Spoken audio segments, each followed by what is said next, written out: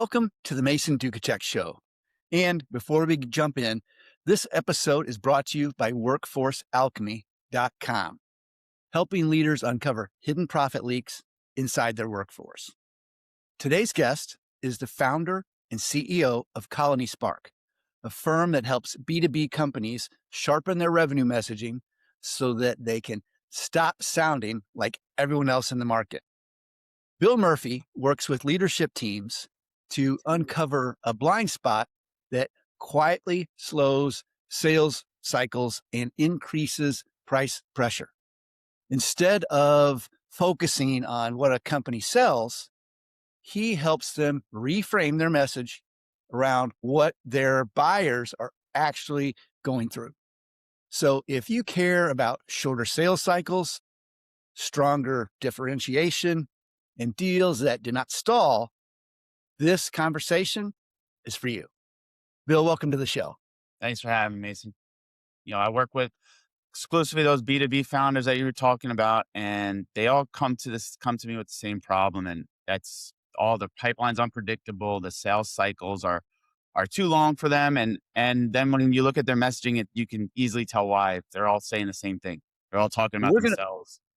We'll open up the hood and dig into that little engine there and see what we can tinker around with. And hopefully those that are watching and listening can walk away with some insights and strategies that they can execute right away. I know that you say that most CEOs have a messaging blind spot that quietly kills their pipeline. What are you seeing that convinced you that this is such a widespread issue?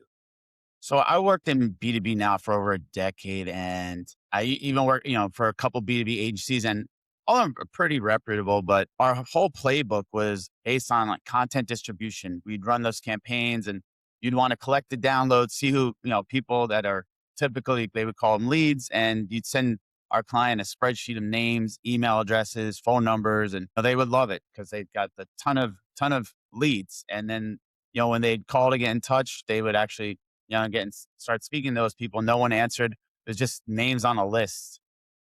When I was doing that, you start seeing the real problem emerging that, companies don't really need more leads. It's their messaging that is really taking that buyer, to kind of take a step back and say like, is that my situation? And most companies now, when they describe what they sell, it's a lot of just features and capabilities. They're years of experience, but really the buyers, most people we're talking to every day, that they don't really care about that until they feel like they're understood first. So that's really where this whole kind of started. And then being able to kind of work with companies day after day when, for example, if it's an Acumatica company, you may see this all the time. It's just, we implement Acumatica for mid-market companies, and that's like their headline on the website. But if you go to almost every Acumatica implementer, they all say the same thing. So we started thinking like, how can we help rewrite this and just see what's happening in the market now at B2B? How can we start talking about the transformation happening in the industry and the outcomes rather than just what you do? Seth Godin, I'm a huge Seth Godin fan, and he wrote the book Purple Cow. And I don't know if you're familiar with it, but for those that are listening, what Godin was talking about, and I'm butchering the story a little bit, but he was talking about how businesses are brown cows. He said he was talking about traveling the countryside one time, and he came out and he saw this cow grazing in the field, and the dew was reflecting like diamonds in the sunlight. The dew was reflecting from the sun, and he's looking over the mountain, and it was a beautiful sight. It made an impression on him. But after traveling the countryside for 20 minutes, he'd seen hundreds of brown cows, and they were all boring. They all looked the same to him. And his point was that businesses are brown cows and they're boring. And, if you ask a cow, they're going to think they're different and unique, but to anybody driving by, they all look the same. And he made the point that if you can be unique and remarkable, such as a purple cow, if it was a genetic freak of nature, word would travel like wildfire everywhere, and it would promote itself by being newsworthy or different enough to talk about. And I think you're dead on. I think there's so many businesses out that are boring brown cows that all look the same to anyone driving by, even though they feel they're different. To anybody passing by, there's just no differentiating, which is why I'm excited to have you on here today. Yeah, Go ahead. that was great analogy. So keep it going. So when you review a company's website or their sales deck for the first time, what are the most common patterns that tell you that they sound like their competitors? Look, there's I think it goes a little, it's a step back from that. It's, most, especially companies we work with that $2 to $10 million range, those founder led companies, they're a little, I don't want to say scared, but they're a little hesitant. They don't want to differentiate too much. They don't want to lose the opportunity to get a new customer. So therefore they don't want to specify who they actually work with and what the outcomes they want. Because, if another a company comes along and they can work with them, that's revenue for them and their families and their employees. Everything gets a little, everything takes into this generic kind of language. If you open up 5 of your competitors in the same industry, you probably can read their heroes and to see all the same thing. They're a trusted partner. They have innovative solutions, and the combined experience is about 5 decades. We can serve all industries, and then you can never really specify what they actually do and what kind of outcomes that they're going to bring for you. So it's just turns into a whole sea of sameness. So I was having a conversation with one of my friends the other day, and we were talking about this exact same topic. And we were looking at our LinkedIn profiles, which is a reflection of us and our business and what we do and who we are. And at a certain point in time, just like businesses, some of our stuff looks all the same. And I came across a verse that said, "You're known by your fruits." And that rung a bell. And I was talking to folks and they were asking about why I enjoy podcasting. And I said, because I get to talk to brilliant people every day. And I learn so much from them that I can apply every day. And it's up to me to be able to discern which is applicable, which happens to be a lot of it. But we were literally applying some of the things that you're talking about here. And when it came to my LinkedIn profile, I literally scrapped everything. Literally, it says on my LinkedIn profile, I'm going to spare you the corporate, sterile speak. If you want to judge me by my fruits, here's how I roll. And literally like dot, dot, dot, dot, dot, dot. So people are going to actually know me by my fruits, the stuff that I do and who I am. And if they can find other people who have jumped out of airplanes, world records, run 100-mile ultra marathons, who've gone to Tony Robbins seminars and walked on hot fire barefoot on hot coals, by all means. But I'm willing to bet that there's not too many of them out there, if any, that are that. So I believe what you're saying. I practice what you're preaching, and really am looking forward to learning more from you today. So what do smart leadership teams? So I guess that's my way of saying I'm all in on what you're saying. And this isn't talk for me. I believe so strongly in what you're doing, which is why I'm having you on here. So why do smart leadership teams with strong products still end up using language that blends in rather than stands out? Just it feels risky to them. What if you're excluding someone or another group, and then it feels like you're leaving money on the tables? Then what I think about it, if you're going to a restaurant and it serves like Italian, Mexican, Thai, barbecue, what's your first thought? You're probably thinking like, these guys, they suck. Like, this isn't a restaurant I want to go eat at, because you can't be good at everything. And when you're B2B, the buyers are thinking the same thing. They're just going to every website and every LinkedIn profile. It's like, we could serve all industries. No one really kind of understands what's different about you. And today, the competition is so fierce. You have to really carve out your niche, that people you can serve best, because the referral economy will always be there, but it's not as strong as it used to be. And if you want to actually bust out of that $5-10 million range, you got to start thinking about who can you actually serve best. And it's just not everyone who comes to you. You talked about being risky. One of my favorite books, and this is not a new book, it's been around for a long time. It was called The Clue Train Manifesto. And what they talked about was avoiding the sterile, safe corporate speak that sounds like everybody else. And what they said was, it's risky to play it safe. Because yes, you can play it safe, but you're going to get ignored and you're going to get forgotten and you're never going to stand out. So in fact, playing it safe is risky if your goal is to get noticed and to make an impact and to engage with the folks that you want to do business with. So you talk about the real cost of undifferentiated messaging. Beyond vague branding concerns, how does this show up in metrics like sales cycle length, win rates, and price sensitivity? Yeah, that's the right question. There is, the messaging is where things start. But when you're a CEO, it's something you care about, but yeah, you want sales cycles, or when you start seeing that your sales cycles are getting longer because buyers can't tell like why you're different, so they're shopping around. That's when things start clicking in your head. If win rates are dropping because you start noticing you're getting compared on price instead of your fit. You're starting to. That's I see when I talk to founders that's when the gears start turning. If your pipeline fills up, but people who are like not great fits for your company, and your team is just spinning their wheels trying to close them, and trying to reach back out for months on end. That's when you can start seeing the actual bottom line of what messaging can start doing for you and your team. I'm going to piggyback on something that you said earlier. A friend of mine was speaking at an event and he was talking to a group of HR folks, literally all HR managers. And this was before everything was on the internet. This was when people put ads in the newspaper for help wanted ads in the newspaper. And he has hundreds of HR executives in the room and he asks them, what's the worst thing that can happen if you put an ad in the paper for a job opening? Every single one of them was like, nobody responds. All of them. And you're smiling right now because you know where I'm going.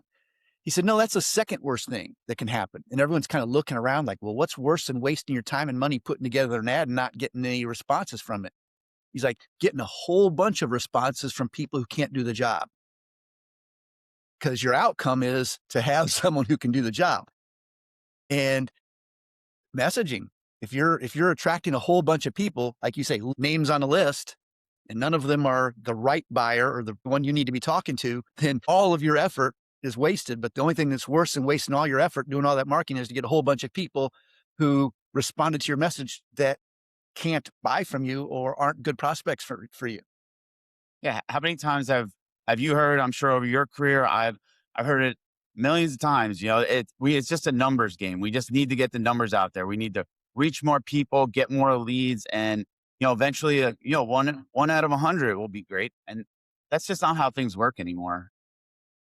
The buyer today is sophisticated. They want to do 80-90% of their research themselves. If you're not giving them the reason to come back to you and learn about you, they're not gonna, they're probably not gonna want to work with you. So if you're getting a lot of leads, it's not typically because they may just be kind of filling out forms for anybody, or they fill it like I was mentioning earlier, that they downloaded an ebook, and that now you're assuming that they want to work with you. So you're really just start you're either you're getting a lot of these low quality, low intent leads where you need to start hiring more SDRs to start reaching out to them, and they're just annoying everyone, just sending them email sequences, calling them, or you're just wind up gets kind of throwing it all to the wayside because you don't know what's what. You don't know who that diamond in the rough is. And I would flip it on its head if you can kind of do what we were talking about, is if you can kind of show who you work with, why it's important for them to work with you, the outcomes that you're going to provide and that you have provided, they start self-selecting. So when you get that actual opportunity in the door, they're already that 80% of the way ready to go. They just need to talk with you to kind of get some the final questions in, make sure that you're a perfect fit, and it helps shorten those sales cycles, and it allows you to have a core team that is full of experts and gets the job done, not just people who are chasing leads. So can you share a specific example of a company that thought their messaging was clear, but discovered it was actually creating friction in the buying process instead? Sure. So we work with a lot of consultancies, and a lot of them are, for example, that I would say 9 out of 10 of their clients would come from referrals. And then they think that's great. They're getting revenue in the door, they're growing, but that sounds good until you start realizing, like, for example, there was one where about 3 out of 5 of their referral sources were within 5 years of retirement. We're talking a lot of folks we work with sell to manufacturers and industrial distributors. A lot of these guys are a little older, and if you start rec- realizing like that, to when these guys start reaching retirement, you have nothing to move on to. This you're kind of moving down. The graph's moving the wrong way. Meanwhile, when you have a newer firm where it could be half their size, they're winning deals because they're actually not because they're better consultants, I would say, But because they were more visible, they were actually publishing on social media, building rapport with their target customers. They're running those webinars. They're showing up in the conversations inside the industry and kind of building out their little niche and their message. So people start understanding like what kind of outcomes that they're bringing. And that's what happened to just that Acumatica dealers. They start, they got a little complacent. And when you look at their competitors, what they're doing is nothing. I wouldn't say revolutionary. We're doing it's marketing. You're talking to the right customer about their problems and your outcomes. But it's where I see a lot of is just a lot of just lack the taking not taking the risk of just following the best practice. Where you can go on LinkedIn right now, any marketer, B2B marketer you can follow, all it says, pick out, who is your best targets and who is your best opportunities and customers and like talk to them. But when it comes into practice, no one wants to do it. They want to have I have 20 years experience. I have a proven track record and I'm a trusted partner all over the website, but nothing about the buyer situation. And that's where I see in a composite view of our clients that we've worked with over the last couple of years, like that's kind of the situation that they're in. It's it I'm reflecting on a conversation I had with a guy by the name of Bill Cates, and maybe a month ago, he was on our podcast and he talked about when you talk about what's in it for the buyer, the going to a deeper level, the benefit of the benefit. So generically, if I'm trying to market to your company and I say, hey, we're going to help you increase your profits, we're going to help you increase your revenue, increase your profit margins, and blah, blah, blah. I mean, it's easy to sit there from a supplier perspective and say, oh, duh, who wouldn't want that? But when you think about the benefits of the benefits and who you're talking to, like the business owner, that sounds great. But to the people involved in executing that, they're sitting there going, well, what does this mean for me?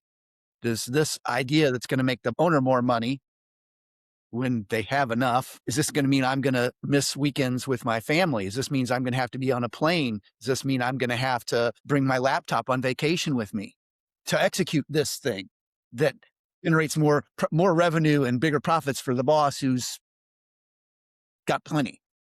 Now, obviously, that's a little bit of a callous example, but my point is the benefit of the benefit. Who specifically? And you talk about what the buyer is experiencing, what the buyer feels, and what the buyer's journey is. And it really made me rethink. And it's just one level deeper. But if everyone else is just going with the generic benefits and you're able to go deeper to the exact people that you're talking to, like an HR director wakes up with different concerns every day than a head of operations wakes up with, which is different than what a VP of sales and marketing wakes up with, which is different than what a business owner wakes up with. And to be able to understand what that customer journey is like and what those problems are and what those impacts are for those people and to target your marketing accordingly makes sense to me. You're hitting on a lot of pieces right here, and where the other probably one of the things where we sometimes we know instinctively like there's a buying group where when you're purchasing 50, $100,000, $150,000 service and you need to implement it over a year, this is not just a one person that's making the decision. So you have your decision makers, you have champions inside of the company, you have people that don't want you don't want your solution. So you have to start thinking about how can you start plotting out who is inside this organization and what do they need to hear? Like what's going to motivate them to say yes for you? What's going to if they're a champion, what do they need to kind of go inside of the company and say the right things and be able to kind of sell your services to you? And when you're not thinking about that message across the roles, the department, and like the industry as a whole, you're starting to fall flat. It's more, I guess, top level way to explain this is, a marketing message would describe you, and then that revenue message kind of would describe your buyer situation. So you'd start there. And for example, marketing message could be, we provide managed IT services for mid-market companies, but that's everybody. If you want to think through like a revenue message, we help manufacturers stop losing production hours to IT outages that could have been prevented, or can probably condense that a little bit. Uh, One talks to you, and then one's actually talking to them. So which one's actually going to start conversations? And that's That's the way I would start testing it, thinking through the different levels, the different buying group inside of your target accounts, and to start seeing like what are those messages that are moving the needle that would actually get you to stand out and be remembered when you're talking 6, 9, 12-month sales cycles here, buying cycles. 'Cause I know that you talk about the three different levels: role, department, and industry. Can you expound on that specifically in each of those areas? Right. So that like there's not just one buyer in B2B. There's that whole buying group, the committee that needs to either, the CFO level, if you're selling ERP, you'd probably have a CFO, a controller, you have operations, you have IT, you have people on the plant floor that might need to that are maybe using that ERP. And everybody in that committee cares about something different. And everyone in that committee has like their own reasons to want to move things along or just kind of stall the deal because, whether it's personal reasons or they could be retiring soon. They don't want to deal with another implementation or their allies or the current software you're using. How can you actually move the needle and stand out? So the one where I would spend the most time on is this role level. The founder, for us, the founder is usually overwhelmed. They're typically that chief salesperson, the chief everything officer, I would call it. They're stressed about what next month's revenue is going to be like. And if you don't really speak to that founder, us ColonySpark are trying to sell, we probably lost them. Um, I want to focus there. Every company is going to have their own typical kind of committee that they need to sell to. Uh, then a layer down would be that department level where sales may say they need better leads. That's what I hear a lot. But the marketing team, usually is like saying like, "Hey, we're generating plenty of leads." On the same problem I mentioned earlier that whole lead gen list that they're getting. And you wind up being both are frustrated here. So then, for us, our messaging needs to say more like how we can connect these into one system. So they stop blaming each other. We start aligning, we start working together. And finally, on that market level, we're talking about the bigger shift that's happening in the industry. And this is happening no matter who you're selling to today, there's a big shift happening in their industry. How can you start describing that to them? And for us, while we're talking today is I think that referral only model is dying. It's not going to work anymore. So we know buyers are researching online before they pick up the phone. So if you're not visible while they're researching, you're probably not on their short list. Sure, a friend saying you do great work definitely holds a lot of weight, but we have so much knowledge at our fingertips today. We want to do the research and feel confident in it for ourselves. So when your messaging is only hitting one of those levels, you probably only win one person in the room. And if you can start hitting all three and start learning about what's actually moving the needle, now you're standing out like probably most of your competitors are just neglected. So, for companies with complex offerings, how do you balance clarity and simplicity without oversimplifying what you actually do? Well, you have to think about who's how is this deal gonna get approved. So, the poor messaging is gonna actually probably affect the internal champions, especially going back to the ERP example. You have it touches almost the whole organization.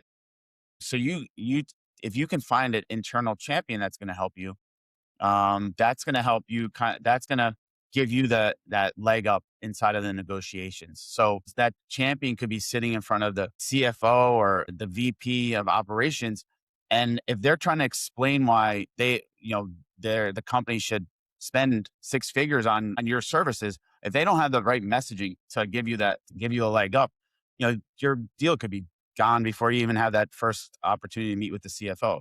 Preparing your champions and if your team to kind of have more than some kind of we do IT consulting or we do ERP. They're no one's going to get excited about that inside the organization. On the flip side, if your message is something like if the internal champion can say like these guys helped our company, a company like ours, cut 2 days off their monthly close, like now you're giving that champion the real ammunition to to come in and get that deal, get you that meeting. And they can repeat it. So the CFO remembers that, this is the team that cuts days off our close time, or you're giving a script for everyone to easily follow and remember inside of that organization. So, how should CEOs think about aligning marketing and sales around a unified revenue message instead of letting each team create its own version? I know you touched on that a little bit, but what So kind of action steps? when you lead with the outcome, not the product, that's really the whole answer. You want to be able to think about, how are you actually, delivering for the company and the transformation that they're having. And let me think, give you like an example here. Um, That was going to be my next question. Give me a couple examples. so we had a MSP that was, had a pretty sizable like messaging problem. Marketing generated the leads, sales ignored them. Similar to what I'm mentioning before, both teams are hitting their internal metrics every month, and that there for them, the inside that department, that felt great, but the revenue is still getting missed. So there's a huge discrepancy inside that organization. And the marketing team, when we spoke with them, would say, we did our job. They'll look at the leads. They are, X, manufacturers in US, they do this. And then the sales would, when we talk to them, sales leader would say, hey, those things they're garbage. None of these people want to talk to us. No one replies to our emails. And, we send them our sequence and, no one gets on a call with us. So what we wanted to do is, we needed to fix this like MQL handoff entirely. We can have our own podcast about why the MQLs are, we probably should retire that term. But there's no more marketing tossing over their leads uh, over to sales. Both teams need to focus on the same. They picked like 75 accounts that we wanted to kind of be our target account list, and marketing's job was to build awareness, trust, create demand, and then sales' job was to convert them and start, building that, bringing them to an opportunity. We have one shared pipeline, one shared number where they were both measured on. That company was able to grow about 60 something percent over the first year. And when they're able to unify that message, marketing and sales talking to you about the same, your same outcomes, the same transformations, how you're actually delivering. Now you're over the course of that 6 months, you can actually, see how this is, that turns into real pipeline. It doesn't necessarily mean you get more opportunities. It means now out of those 75 or so that we were targeting, now they can actually really focus on getting in, learning more about that company and how we can solve instead of just some general blanket, hey, we're, IT services for everybody kind of deal. I'm going to expand on that idea. I know a company that really took the plunge when obviously I grew up in a time where the strategic selling era, the Miller Hyman stuff, were response modes and things like that. And when salespeople actually made phone calls and knocked on doors and the old school methods of doing it. And salespeople, when I grew up, were taught to introduce themselves, develop rapport, ask leading questions, identify hot buttons, and then present their solutions in alignment with the problems that the prospect said that they had and how the company's products and services provide those solutions to those problems. Now, I think that the internet has just trained people. They know to a large degree what their problems are. They're just going looking for answers. There was a guy by the name of Mike Koenigs, who I'm a big fan of, that said the most important thing you can do is identify what the 10 most frequently asked questions of your prospects are and answer them perfectly. Then identify the 10 should ask questions. Those are the questions that your prospects, your ideal prospects, should be asking, but they may not know what they don't know yet. But when they hear you talking about those things, like, wow, this is different level, higher level stuff. This person helped me avoid some pitfalls by exposing me to thoughts and observations that I wouldn't have known to look for. And it automatically increases their credibility. What it also does is it shortens the selling cycle, because if you figure the top 20 questions, if I know the 10 most frequently asked questions of my prospects are going to ask, and I know what the 10 should ask questions are and what the perfect answers for all that, I probably got 95% of any of them need to make a decision. Not all of them, but there is the perfect answer, which sales and marketing can combine to make sure that message unified. And I know companies that have literally taken that and turned that into almost an online sales force, a virtual sales force, because it answers all the prospects' questions. And of course, knowledgeable, skilled salespeople and technicians are necessary to facilitate that the remaining questions and transition them into orders. But to a large degree, it solved the problem of, from the company's selling's perspective, we have a consistent message to these people that is the same. We don't have different sales reps out selling different things or telling different stories. It's all congruent. And they even literally put together a test for their reps to make sure that, hey, if someone asks this, here's the answer. If someone asks this, here's the answer. If someone asks this, here's the answer. And it was congruent and consistent with what was online and what was being said in the marketplace by people. And I just think that's a level that a lot of folks are missing nowadays or haven't even attempted to do. They're still old school and it's costing them. I would think about it like there's a couple things I would say here is first with their messaging. Now there's probably always going to be like an outbound kind of sales force that's needed that's going to drive revenue. But a lot of companies now they're spending 80-90% of their time. They can get so far through that traditional sales cycle. You don't really need someone to like answer your questions anymore. You need to find that today. And if you're on social media, you should be learning about that. If you're there, think about all the things you do before you buy a product. You're probably checking out reviews, you're checking out their website, you may be following the CEO, and they need to start talking about these things earlier. So when someone kind of comes to them, they've already read our content. They've already kind of came pre-sold. I would also say just a little bit more. I would think about when I think about website or messaging, like I think of less of like this problem solution type of kind of back and forth now. Anyone can really start talking about that. That's, you can go on Chat GPT and just say, I'm selling to these companies. What are all the problems they have? Give you a big list, 20 things that they have. But I started thinking about like, what are the outcomes they look at? If a CFO is coming on the website today, they don't need to know all the problems that we solve. If I'm on a sales call, like if I'm looking at a transcript and the sales, like an AE is just kind of like rattling off like, hey, we have this problem. All right, yeah, we do that. Or kind of like trying to like seed questions with that. I think that's, I think there's really a lot left. There's a lot more you can say. And like, how can you lead with more of the outcomes and how you've done this, the overall outcomes? A CFO jumps on the website. They want to know about the overall outcome that you've affected the bottom line or some close times. Like they don't really need to know all the smaller things. So, and the last part I would think about with with messaging today, or kind of like the sales conversations is, we have so much data at our fingertips. You can really start using, the AI or other tools to start learning like what are those signals that are happening in the company. Some things we would do, we can see if a company or an individual is on our website.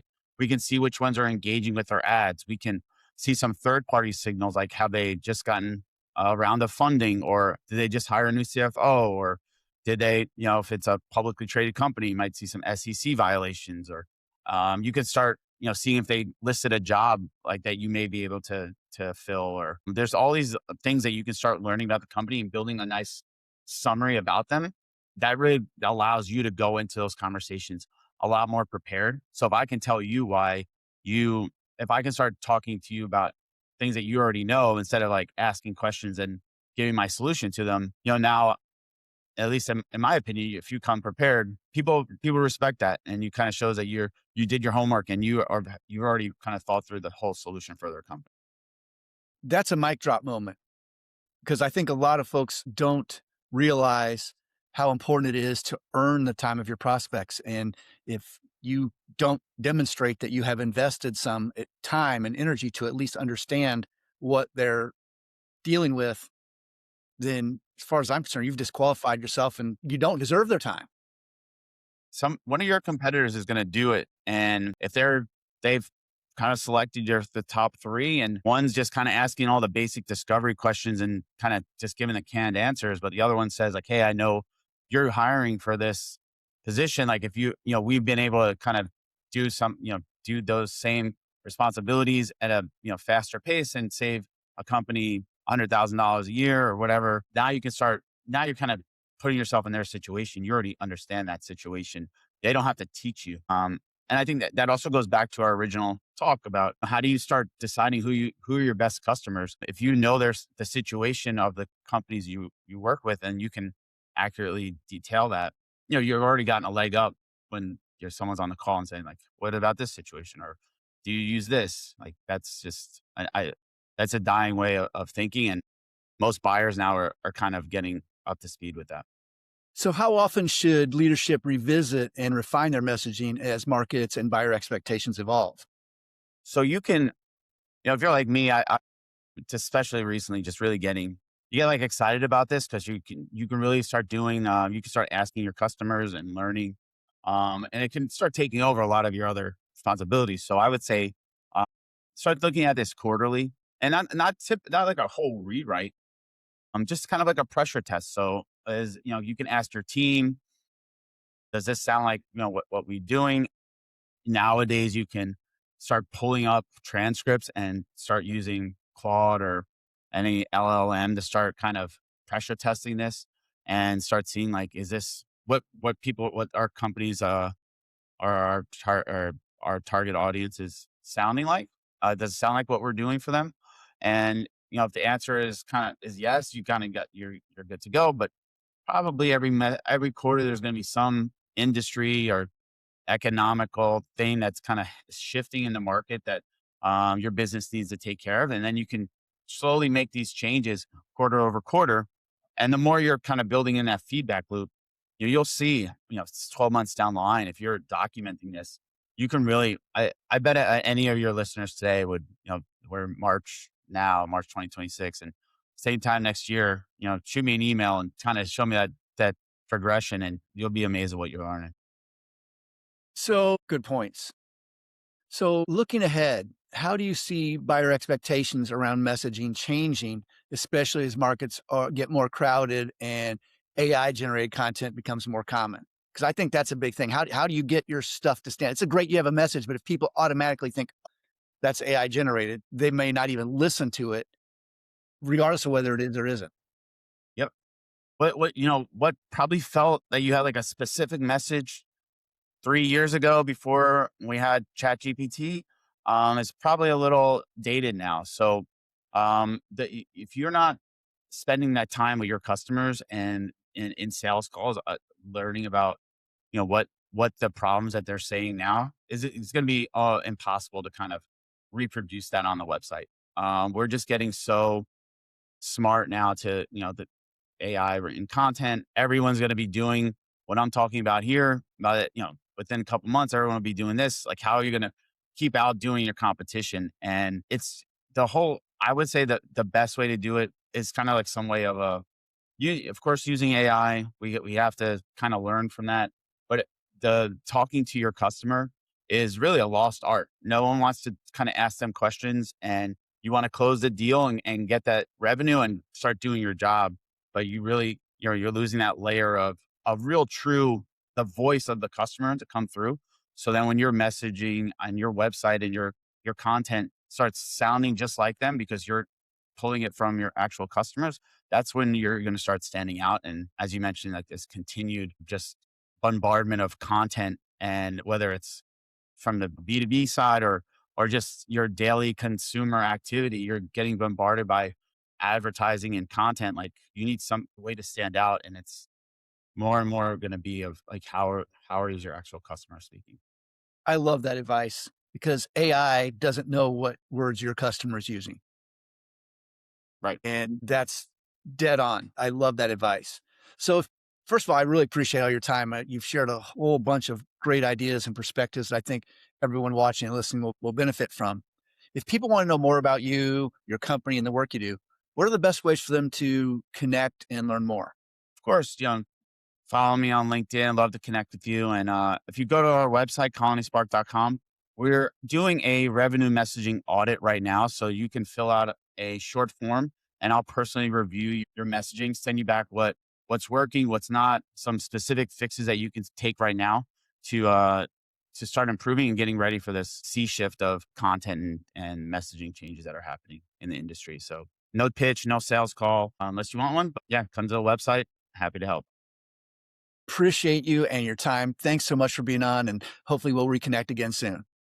Thanks, Mason.